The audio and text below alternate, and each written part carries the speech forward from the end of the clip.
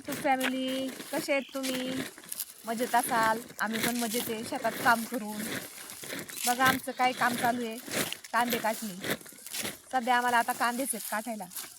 सीझनच आहे कांद्याचा ना.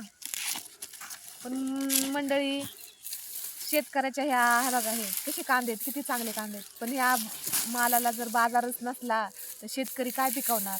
आणि शेतकऱ्यांनी नाही पिकवलं तर आमच्यासारख्या मजूरदाराचं इथून पुढं हालच आहे. आम्हाला कामाला कोणी बोलवणार नाही. शेतात जर काही पिकवलंच नाही तर आम्हाला शेतकरी कसं काय कामाला बोलवेल? बरोबर का नाही मंडळी?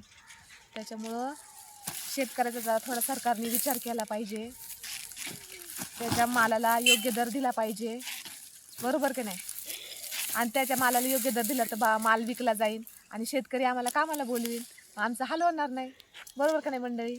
त्याच्यामुळं इथून पुढं आमचं पण जरा हालच आहे असं मला पण वाटते. कारण मालाला बाजारच नाही आता. आणि आता बघा एवढे कांदे पिकवलेत शेतकऱ्यांनी. किती लोकांनी कांदे लावले, भरपूर लोकांनी कांदे लावले. पण बाजारच नाही, कुठल्याच मालाला बाजार नाही. शेतकरी तरी काय करतील ना. आणि आम्हाला तर काम केल्याशिवाय भाग नाही. आम्हाला काम केलंच पाहिजे.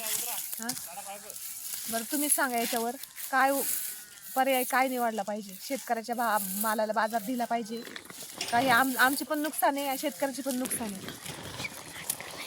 आम्ही शेतात काम करून जीवन आमचं शेतीवरच जीवन आहे. म्हणजे मजुरीवर जीवन आहे आमचं. गरीब माणसं आम्ही सगळे गाडीत कामाला येतात ते गरीब घराण्यातलेच आहेत सगळे जवळपास.